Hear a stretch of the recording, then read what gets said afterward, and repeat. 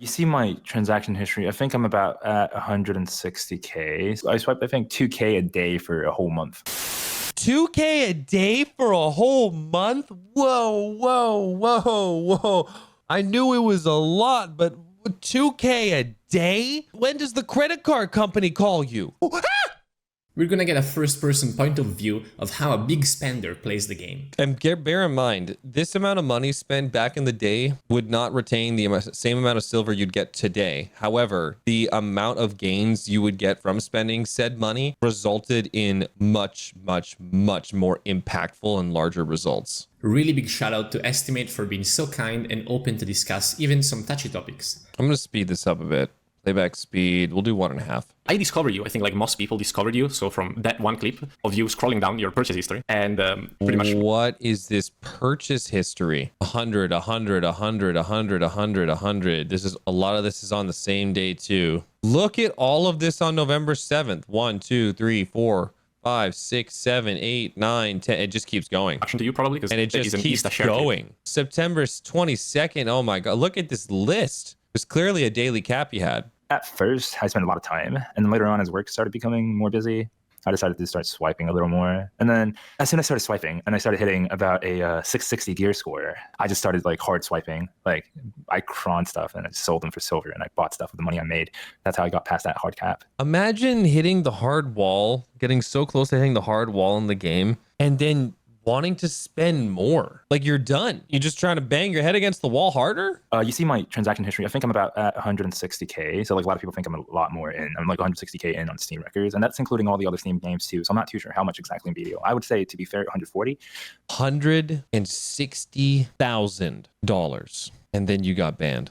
Wow. And at first, I really just bought the tent. Like, you know, the tent is like a must-have for a new player. 100%. And I think that was the first item I ever really got into. And then getting the maids where you can take stuff from the storage and sell stuff in the market remotely. It's inevitable almost for players who've played a long time, 2 years, 3 years, to start quitting because of real life commitments. A lot of people start playing when they're students and they have a job and then they have a wife and then they have a family and then they start dropping the game and then they lose players. The only way for new players to be attracted is to make the entry barrier lower. And they're introducing seasonals, which is not necessarily a pay to win thing. They're introducing Oasis gear and a lot of these other things to encourage new players to come in. And the game continues to be more and more and more new friendly. He's 100% nail on the head with this when it comes to the entry level for new players and peaking interest, because that's what they continue to do all the time. That wheel will always be turning in their content house. I don't think they really need to swipe. Some people want to expedite the process.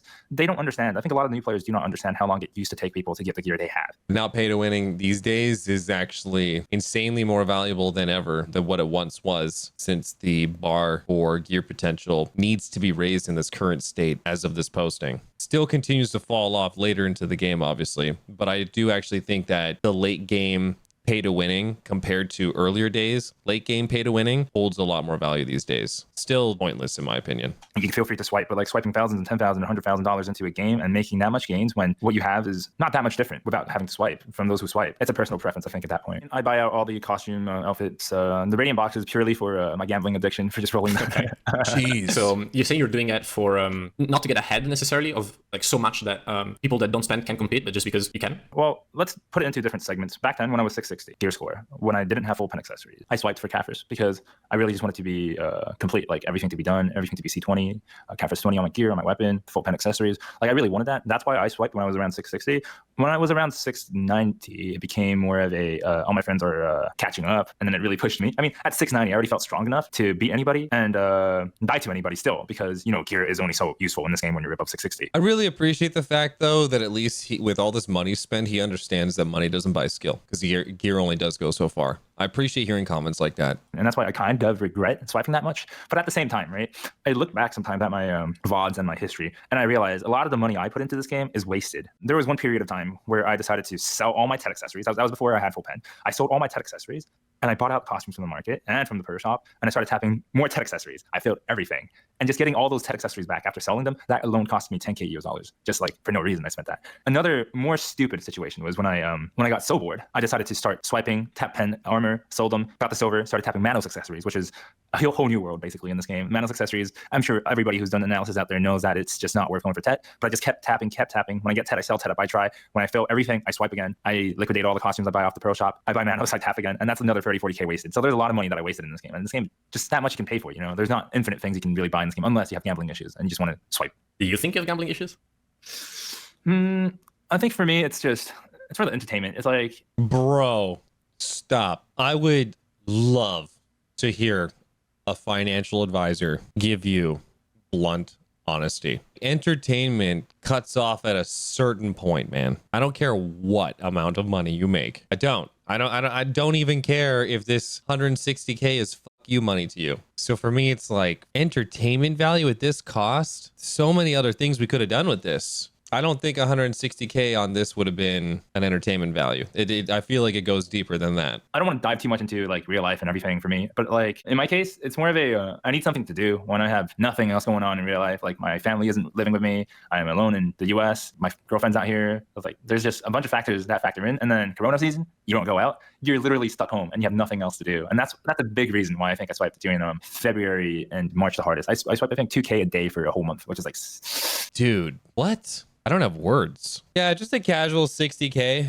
It's like whatever. First I go to McDonald's, I grab my coffee and, you know, egg McMuffin, and then I just go out and spend $60,000, no problem. And then, you know, then I go get lunch. It's whatever. Is this swiping affecting your life with your income, or is this okay? Just you don't even need to look at your balance. To be honest, for me, like I tell everybody who watches, I live a self-sufficient lifestyle, but at the same time, you also have to keep in mind, a lot of people have to take care of their families, their parents, especially in our Asian culture. It's like, you're not answering the question that well right now, bro. You have to take care of your parents. However, my parents are just well off, so I do not need to worry at all for them. And I think having that not being a burden for me allows me to spend my money more freely than other people would, because they still have a lot more concerned and a lot to be concerned about than I do. So it doesn't really, for your question, it doesn't really let me look at my bank and be like, oh, there's a change. No, I don't notice. I think you swipe however much you feel comfortable with, as long as it's not hurting you or affecting you. He didn't really answer the question, but if his parents are well off, is he sitting on mommy daddy money? So is it not his bank account he necessarily has to look at? It's their bank account that they have to look at, but they're so well off that they don't notice it because I'm just joking here. Like $160,000 just to be like, that's a lot of zeros to be missing, bro. I would say that's where gambling addiction comes from, right? If you're spending more than you can actually afford. It's still a gambling addiction, even if you're not spending more than what you can afford.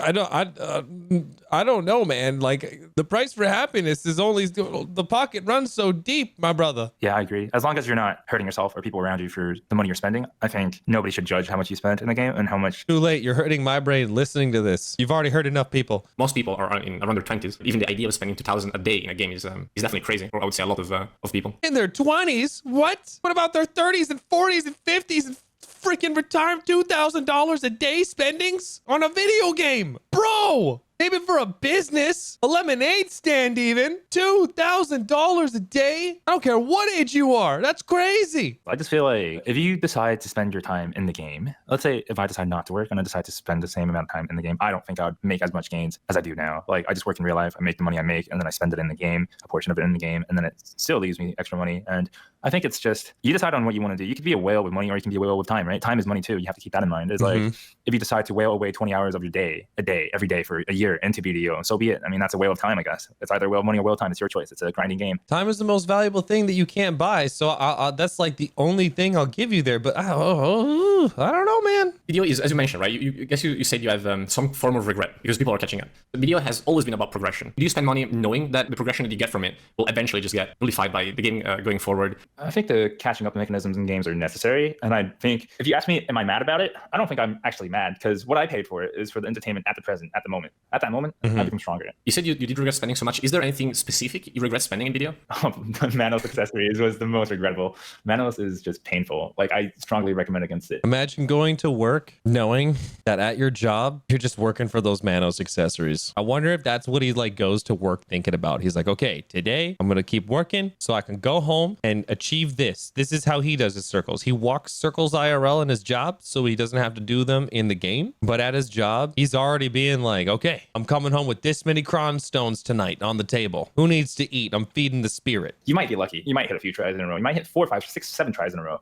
And then you'll be like me and you fail like 12, 13, 15, 16, 17 tries in a row. And you'd be like, oh my. And then you go for tets. I hit 2 tets back to back. on a Mano success rate, which is approximately 34 bill back then. And then I went for more, right? And I lost all 8 attempts and failed everything, and all the money's gone. So I just feel like Manos is a waste of money, especially after failing. I decided to start swiping and selling costumes to refill that silver and keep tapping. And I think that's just a money sink. At what point do we stop? Do we stop after like so much amount of silver lost, or do we stop at so much amount of money spent? Because I just haven't figured out the clear answer here for him. It's just gambling in general.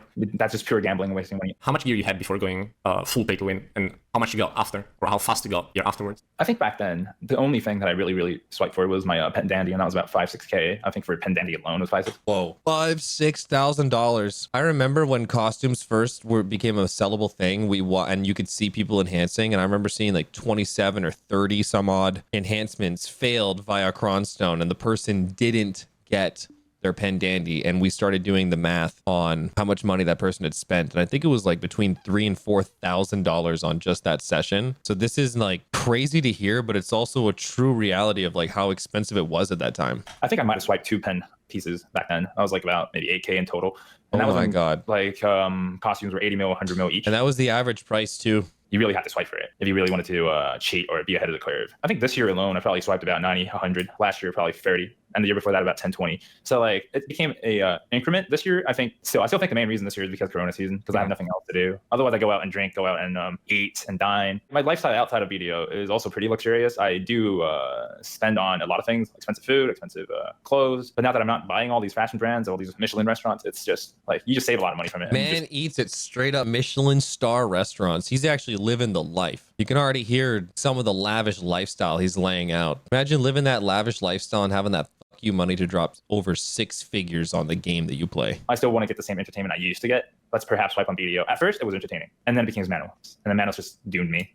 And then now I'm just focused on Deborah necklace, as you can see. I could just imagine being in his like friend circle in the voice chat, and the first question he asks is like, "Hey man, like where's the cash shop in this game? See it, thieves? Can I like buy the treasure? I know we can find the treasure, but can I just pay you to go get the treasure?" Do you find yourself not pay to winning in games in general until you're really comfortable with it, or like do you know? I'm gonna guess and say he's always swiping. If you're gonna spend $160,000, no fucks given in a game like this, it's gonna be the same general consensus in other games. I would imagine to a much lesser amount, but I would love to know what the amount spent in other games is in second place in comparison to BDO. Like if BDO is the most amount of money he's ever spent on a video game, what's the amount of money he spent on the second game that's not BDO? Like what other gotcha games has he been roped into? For me, it's really just like the latter. It's more like when I really feel like I need to, or when I'm sure everybody, or not, if not everybody, most people in BDO feel the frustration when they fail numerous pen attempts and be like, this game sucks. I really do just want to quit and never play this game again. I mean, I'm sure a lot of people feel like that. And when I feel like that, I guess I just started swiping.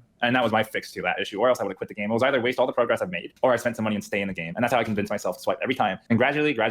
Bro, that's called addiction. Don't put this man in front of a slot machine. Don't bring him to the card table. If I spend more money, I could just stay in the game. Imagine being at a fucking casino table saying the same shit. I had a few other friends who I think peer pressure actually is very big too. I have a few friends in my guild, Chinese people. A guy who just came in for like 8 months, he spent around $80K US dollars into the game, like 8 months. And I'm just like, that's crazy too. Like seeing other people in my guild spending like that just encourages me to do the same. That's the wrong friend circle, bro. They spent 80K, so I gotta double it to 160. I've heard that in the Asian community, it is just more well accepted to pay to win in games. So in terms of Asian, I can't speak on behalf of the whole Asian community, but I'll speak on what I've seen in China when I was in China. There are so many games out there in China that are developed poorly. However, people spend a lot of money in them. And I mean, a lot as in some people spend maybe $1 million US dollars up to $10 million US dollars in extreme cases.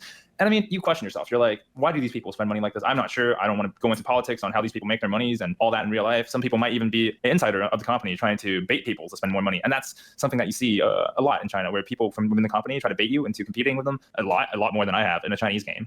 And then the company came to him and he's like, sir, you might just want to show on your spending. The people who are spending with you are insiders, and maybe you just calm down. Like there are cases like that in China. It's a real marketing strat though, man. Like people see others winning and then they just want to win. They see other people getting excited. They want to be excited too. They see other people having fun. They want to have fun too. So I spent money to drink this water and oh my God, my dick is huge now. Shit, you guys should buy my coffee. The spending culture is completely different. If you don't spend to pay to win in China, you're looked down at. if you're able to swipe and pay to win in China, you're looked as somebody who is beyond everybody else, who is rich, it's a demonstration of power in China. You spent $80,000 on this game. I spent $160,000 on this game. And because of that, you're less than me and you are beneath the scum that is on my feet. I mean, people who are salty will always be salty. There's always salty people and mad people in all communities. This is no longer a gear score thing. This is a whole credit score thing. This isn't about who's got more gear. This is just about who's got a closer relationship with their banker and their credit card company, who's got a bigger max limit. But in China, you literally have people, rich Chinese people, sponsor their whole guild full of accounts with millions and millions and millions of dollars and just let them play with them as guildies. Yo, sign me the fuck up. Yo, PA, hook a brother up. Where the fuck my costumes at? Give me some content galore. God damn. What do you think about, in general, real money trade? Well, I guess we talked about bank accounts at the start, but more like paying people to grind on your account or paying people to sell you items, pen and accessories, stuff like that. I mean, the thing with all the people playing on your account and paying people for pieces of armors and weapons, I mean, I almost feel like you cannot track it. People can use VPNs. Sometimes when people are doing RMT for items, especially, they don't go through player options. They just ask a friend of friends. So it's almost untrackable. I think in NA it has become a norm of having somebody else grind on your account, doing the silver transferring and doing the RMT for an item to be listed. Like, there has never been action taken. And more or less, I feel like almost 90% of the community has done one or the other. So, I mean, if that's the case, is Kakao really going to ban 80% of their player base? Because they can't do it fairly unless they kill everybody in this case. I mean, have you seen what they did to Evasion? Trust me, they're capable of anything. They don't care. I think NA especially is really heavy on that side. I just think so. I'm not sure about the new players coming in, but I'm just thinking about everybody who's played on NA and are still playing on NA. More or less, I think 80% is a good guess on people who are involved in one form or the other. Maybe I'm blind to it, but I don't think the number is even remotely close to that. On EU, I do not know. I just think on NA, it's just, I'm not sure if you guys have all these advertisements in World Chat and all that all the time. I have World Chat disabled for 2-3 years now. I wouldn't know, but I don't. Yeah, world. You know what's worse than world chat? You guys ever caught that dose of server chat? Sorry to all the server chatters out there, but even the server chatters know that's a place I go to when I want to feel my IQ melt like ice cream in the hot blazing sun. And you don't see your friends banned, and you're like, oh, it has to be safe. Let's join them. I just feel like that's probably the mentality. Is there something you would never swipe on in media? It's like you saw it on the caption and you thought, oh, that's crazy. I would never do that. Is there something he would never swipe on? Brother, he was just talking about pay-to-winning Manos accessories. Do we understand how far down to the bottom of the barrel that we have to go in order to start doing that stuff, and then knowing how bad it is, but then keep doing it? If he's going to talk about something that's not worth swiping on, 4 years ago, Black Desert Online Cash Shop. Obviously, it's going to be the stuff you can't sell to the marketplace, but I'm going to have to guess like value packs or pets or something like that. Yeah, the pen, what is it? Pen Dead God Armor? Sorry, I thought he was going to talk about items selling to the marketplace. Item not that you shouldn't pay to win. Never mind. 0.03% chance is just the money thing. It's like, unless it's something like that, otherwise I would be willing and able to swipe on. But for something like that, even if I were to dump 10 million into that item, it still might not go. 0.03%. Like, yeah. You must be kidding to think that would go. And I guess latching onto that, how do you do what you're doing? Like, how do you pay to win in video? Okay, how do I usually pay to win in video? I used to sell costumes every week, like everybody else does. And I realized, 35, right? Yeah, 35 costumes weekly, max them out every Sunday. Swipe the card, buy, sell on marketplace, do not stop, repeat every Sunday. Now, a little different because I don't need the money, I don't need the silver, I need my debit record, I need Cron Stones. So I just swipe for costumes and then I melt them down and I keep the Cron Stones and I tap. All the other money, every day 2K, all that other money was made. I bought costumes, I melt them, I tap pen armors. I might have made over 100 something pen armors, sold them in NA. A bunch of people tell me they have my names on their pieces of gear. I mean, they just buy my pen armors. And then that's how I make my silver. And I buy Manos with the money, fail them, rinse and repeat every day. There was also a period of time, I'm not sure if you're aware, that there was not so many costumes on sale in the pro shop. That's usually like a big thing when costumes go on sale, but now it's just like a normal thing. But back then, when there was no costumes on sale, I still just bought out the 3.4Ks at full price. Just went ham, couldn't resist. Just one thing for everybody who's watching and listening to this video: enjoy the game, play it, don't get hot-headed, and spend wisely, don't waste. Spend wisely, don't waste. You spent $160,000 and that's your advice? Spend wisely? Wisdom went out the door when you pulled out that credit card, bro.